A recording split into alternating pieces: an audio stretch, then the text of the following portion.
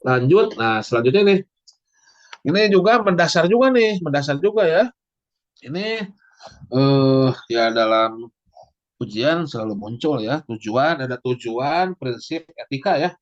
Nah, ini juga sebetulnya tujuan, prinsip ini dan etika ini ya apa seringkali suka dilupakan dalam pelaksanaan ya. Nah, suka dilupakan padahal itu hal yang penting ya. Ya seperti dalam hidup juga kan kehidupan kita harus punya tujuan ya, punya tujuan hidup tuh mau apa itu kan. Harus punya prinsip juga kan dalam melangkah, dalam bertindak itu seperti itu kurang lebih ya. Kemudian juga harus punya etika kan. Nah, tidak nyaman kan kalau tidak beretika ya. Sama di mana juga sama. Harus punya tujuan, harus punya prinsip ya, dan harus punya etika juga. Nah, nanti ketika ada dispute, ada apa perbedaan pendapat, ada apa? Ada ibaratnya mah ada hal-hal yang menjadi masalah gitu kan. Nah, itu sebetulnya bisa dikembalikan ke tadi prinsip, dikembalikan ke etika seperti itu. Eh, apakah jadi melakukan ini apakah efektif, apakah efisien seperti itu bentuk prinsip. Apakah sesuai dengan tujuan? Sama dengan kehidupan ketika kita ada kegalauan kan coba lihat ini sesuai nggak dengan tujuan hidup. Ini nggak sesuai nggak dengan prinsip itu ketika ada kegalauan. Gitu kurang lebih ya. Nah, kita lihat apa yang menjadi tujuan pengadaan ya. Nah, tujuan pengadaan ini pertama adalah, nah ini juga sering ditanyakan ya, yaitu ya bahasa kerennya, bahasa Sundanya value for the money ya, value for the money. Yaitu menghasilkan barang jasa yang tepat ya, ada added value ya, untuk setiap uang yang dibelanjakan. Ya, dari sisi mana? Dari sisi kualitasnya, dari sisi kuantitasnya, dari sisi waktunya, dari sisi biayanya, lokasinya, dan penyediaan. Ini harus bisa menghasilkan barang jasa yang tepat, tepat kualitas, tepat kuantitas, tepat waktu, tepat biaya, tepat lokasi, dan tepat penyediaan. Ini sebetulnya kalau dalam prinsipnya efektif nih. Jadi sesuai kebutuhan. Kebutuhannya yang kualitas bagaimana nih? Kebutuhannya butuh berapa nih?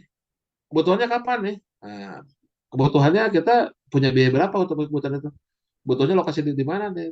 Nah, penyediaannya bagaimana kira-kira? Itu kalau sesuai kebutuhan, ya. Kemudian ada beberapa kata kunci ya, yaitu ada kata-kata kunci PDN, meningkatkan produksi dalam negeri ya.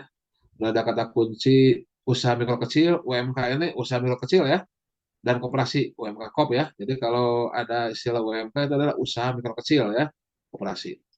Kemudian meningkatkan peran pelaku usaha nasional. Jadi bukan meningkatkan peran pelaku usaha daerah ya, bukan peran pelaku usaha provinsi ya, tapi pelaku nasional. Jadi nggak ada istilah. Oh di daerah kami tidak ada, ya daerah kami nggak ada berarti cari daerah lain ya. Jadi apa? Atau oh ini untuk memaksimalkan, meningkatkan peran serta usaha lokal. Bukan lokal, nggak ada lokal, tapi usaha kecil.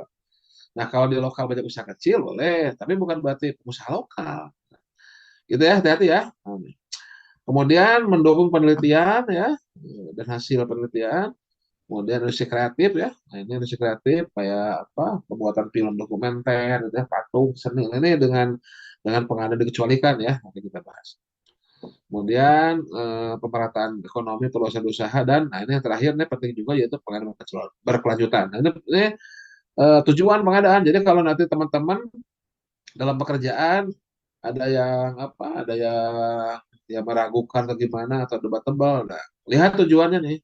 Ini mana yang cocok dengan tujuan. Misalkan nih mau milih barang impor atau mau milih barang dalam negeri nih. Ya, lihat tujuan ada PDN, berarti harus milih barang dalam negeri nih. Kecuali kalau memang kebutuhannya hanya bisa dipenuhi oleh barang impor. Kalau hanya bisa dipenuhi oleh barang impor ya sudah impor. Tapi kalau masih bisa PDN, nah, kenapa harus impor? Ya, nah, dalam negeri. Kenapa? Karena kita punya tujuan. Tujuannya itu dalam negeri, gitu seperti itu. Ya. Oke, kebijakan kita skip aja ya. Kebijakan ini mirip dengan tujuan lah. Silakan bisa di compare ataupun disambung-sambungkan lah seperti itu. Nah ini yang paling penting juga ini nih. Selanjutnya nih suka muncul barang satu pertanyaan atau dua pertanyaan ya, yaitu terkait prinsip ya, prinsip pengadaan. Nah ini prinsip pengadaan ada 7 nih ya. Kalau disingkat EE, TT, BAA ya, EE, TT, BAA.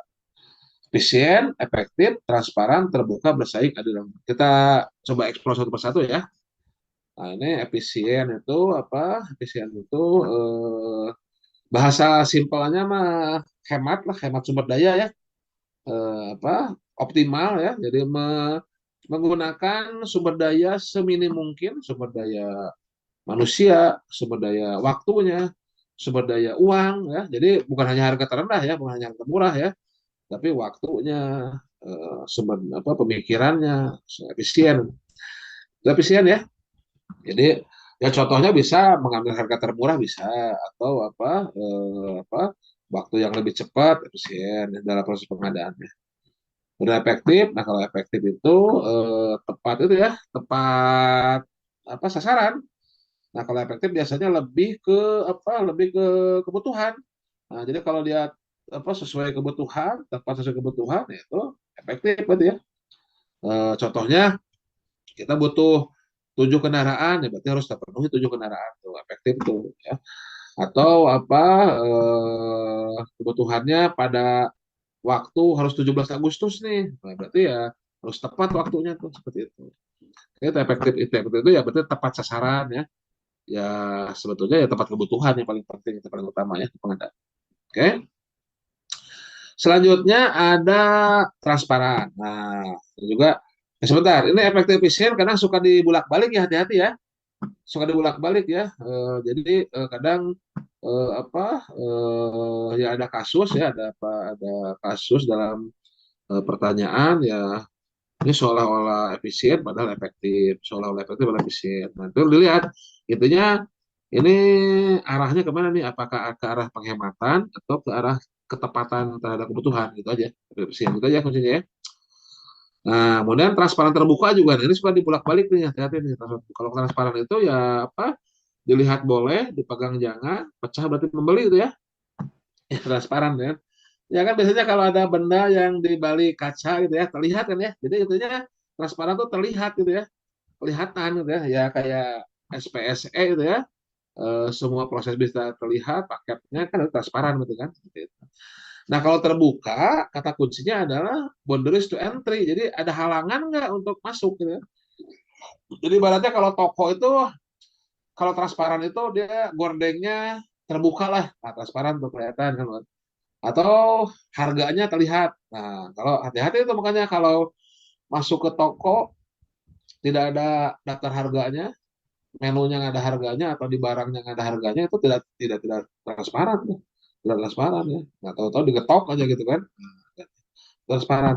Tapi kalau terbuka itu eh, pintu masuknya dalam artian terbuka itu yang masuk yang boleh hanya punya kartu anggota. Nah, itu tidak terbuka atau dia nutup terus gitu kan, nggak buka-buka. Transparan sih kelihatan jualan apa, tapi kapan bukanya nih toko ini? Itu berarti ya prinsip terbuka. Jadi boundaries to entry. Jadi misalkan kalau di aplikasi itu ada aplikasi di suatu unit usaha kementerian lah ya, yang korupsi besar ya, ya ujung-ujungnya begitu.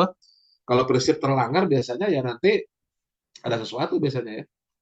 Yang ya saya cerita sedikit, ada badan usaha yang di suatu kementerian itu iproknya itu iprokremennya itu ya kalau menurut saya sih tidak transparan, jadi tidak kelihatan, tidak seperti iprok kita ya, tidak seperti iprok pemerintah atau saya kita yang terlihat ada paket-paket apa saja di situ. Untuk lihat paket harus login dulu, untuk login harus daftar dulu gitu kan. Nah, itu juga keterbukaannya dipertanyakan, ada persyaratan segala macam. Nah, itu kurang lebih. Nah, kembali ke laptop, intinya hati-hati nih. Transparan sama terbuka suka terbulak-balik ya, suka terbulak-balik ya, mana transparan mana terbuka. Dan jangan sampai terbulak-balik ya. Jangan sampai terbulak-balik dalam artian kalau transparan itu terlihat lah gampangnya gitu ya. Kalau terbuka itu ada halangan nggak untuk masuk gitu kan. Nah, contoh kasusnya misalkan suatu KL atau Pemda mempersyaratkan dalam tendernya atau dalam kualifikasinya memiliki rekening bank daerahnya. Nah, itu memiliki bank daerah itu borders to entry ya. Itu menghambat pendaftaran kan. Kalau dari luar kota, saya belum punya rekening nih. Nah, itu keterbukaan berarti terbuka. Saya melanggar prinsip terbuka. Contohnya itu. Kalau contoh transparan misalkan ya dengan mengumumkan di sirup kan bisa terlihat tuh. Nah, itu aplikasi sirup ya. Sirup itu sistem informasi rencana pengadaan ya, bukan sirup pas bulan puasa ya. Itu rencana umum pengadaan RUP itu rencana pengadaan. Nah, ini ada sistem informasinya sirup. Bisa diakses di sistem informasi sirup.lkp.go.id. Di situ paket-paket terlihat kan? Nah, terlihat tuh transparan tuh terlihat ya. Bahkan kita mengumumkan paket perencanaan di sirup itu kalau bagi negara lain itu termasuk hal yang wah gitu ya. Hal yang wah karena kalau di negara lain mah mereka mengumumkan pengadaan itu pas mau tender aja seperti itu. Oke. Kemudian bersaing ya, lanjut bersaing. Bersaing itu berarti ada kompetisi ya. Bersaing ada kompetisi ya.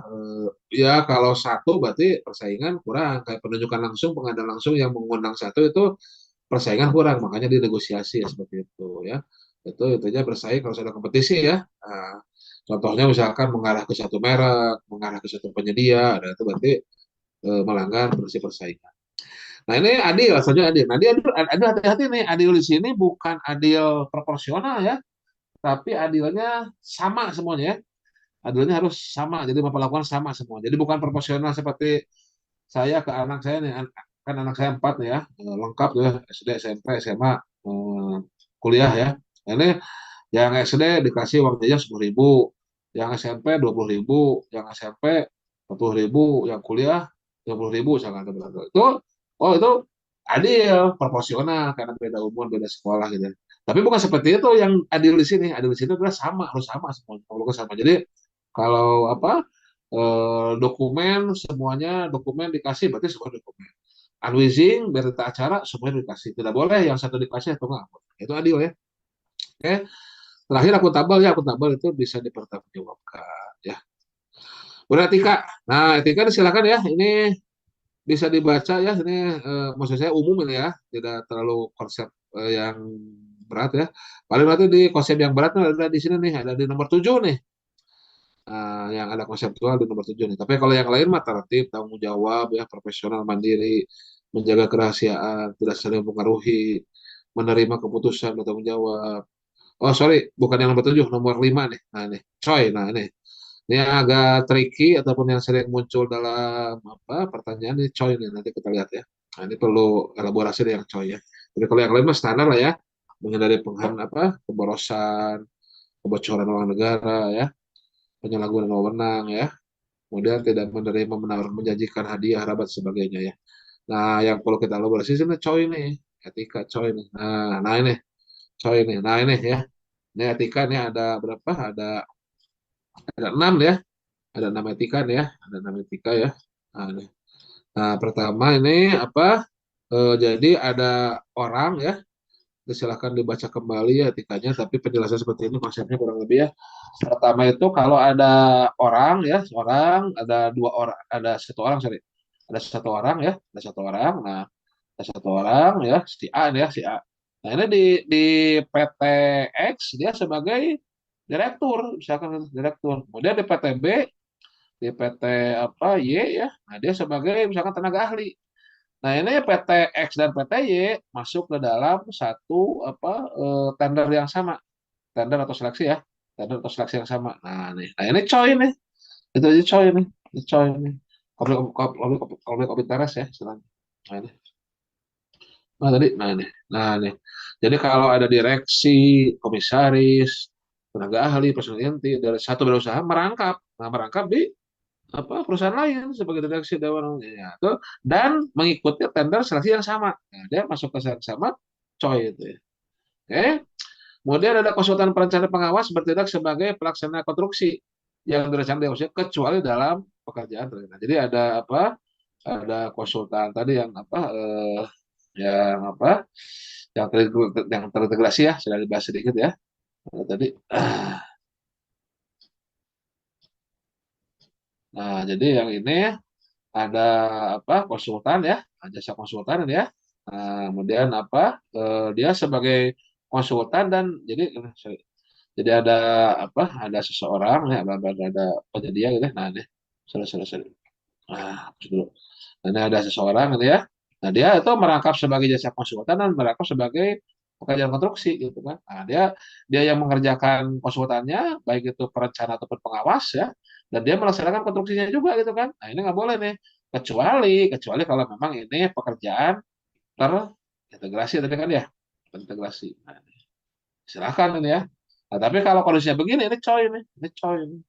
Konflik of interest ya. Dia sebagai apa konsultan perencana pengawasnya dan dia sebagai pelaksana konstruksinya ini coy ini nggak boleh ya. Jadi dia punya dua perusahaan tuh, dia punya perusahaan konsultan, kayak menang nih di tender pembangunan jalan dia sebagai perencana. Terus dia ikutin lagi nih konstruksi nih. Nah ini coy nggak boleh ya. Jadi apa kalau terus kecuali kalau memang dia pekerjaannya terintegrasi desain and build seperti itu. Kemudian, nah ini juga sering muncul nih ditanyakan nih. Konsultan MK sebagai konsultan perencana. Nah, jadi ini nggak boleh nih MK ya. Jadi ada konsultan nih, ada konsultan ini MK ya. Nah, ada MK ini ya. Nah, dia berlaku juga sebagai perencana nih, perencana ya, perencana nggak boleh. Sini kan. Nah, sebagai konsultan MK ya, sebagai konsultan perencana. Nah, nanti suka ada pertanyaan, kalau konsultan pengawas, konsultan pengawas gitu ya, boleh nggak sebagai konsultan perencana juga? Boleh ini kalau ini. Perencana sebagai pengawas boleh ya. Nggak boleh, nggak boleh. Nah, tapi kalau MK sebagai perencana nggak boleh. Kenapa nggak boleh, coy? Karena MK itu kan ada di pihak PPK nih, ada di pihak PPK. Gitu. Ada di pihak PPK. Jadi ya jangan sampai dia yang merencanakan, dia yang apa menggunakan produknya juga. Dia yang membuat, dia yang jeruk makan jeruk lah ya. Dia jeruk makan jeruk, dia yang merencanakan, dia yang menggunakan perencanaan itu, dia yang membuat jeruk, ya jeruk ya dia makan jeruk juga, itu nggak boleh makanya. Simpelnya begitu ya. Nah, tapi suka ada ditanyakan bagaimana kalau pengawas dan perencana oleh konsultan yang sama, boleh tidak? Boleh. Kalau gambarnya satu aja. Nah, ini. Nah, jadi kalau pengawas dan perencana satu orang nih, satu perusahaan, boleh nggak? Boleh. Misalkan ada paket pembangunan jalan apa, jalan arteri, konsultannya PTA, pengawasnya, pengawasnya PTB, boleh nggak sama nih? Boleh, boleh, ya, boleh. Yang nggak boleh itu kalau MK dan perencana, gitu ya. Oke. Nah, kemudian kalau koperasi ya, pengurus koperasi ya yang apa yang jadi PPK. Jadi ada pengurus koperasi nih, misalkan Pak Eko nih ya. Pak Eko nih, dia tuh pengurus koperasi apa? Koperasi LKPP nih. Nah, kemudian dia masuk nih, masuk ke apa makanan, minuman ya, ke apa ke dinasnya gitu ya, ke direktoratnya ya, masuk ke direktoratnya. Ini nggak boleh nih, coy ini ya. Dia kan di sini juga nih sebagai karyawan juga kan ya, sebagai karyawan nggak boleh nih. Nah, karena kenapa? Karena dia sebagai kepala KPP, kepala koperasi LKPP seperti itu. Dia masuk ke tempat dia bekerja nggak boleh seperti itu ya. Selanjutnya, nah Pokja. Jadi ini Pokja. Nah, sama juga yang terakhir ya. Ini sama dengan di atas tadi. Nah ini sama. Nah ini yang apa yang menguasai perusahaannya nih ya apa adalah orang dalam ini ya, ini Pokja ya, Pokja atau PPK. Nah, menguasai perusahaan yang ikut tender nggak boleh. Gitu. Atau menguasai beberapa perusahaan untuk masuk ke dalam satu tender nggak boleh. Apa tandanya sama. Nah, ini sering ditanyakan ya, barang satu dua pertanyaan ya untuk apa? Untuk konflik of interest. Ya. Oke.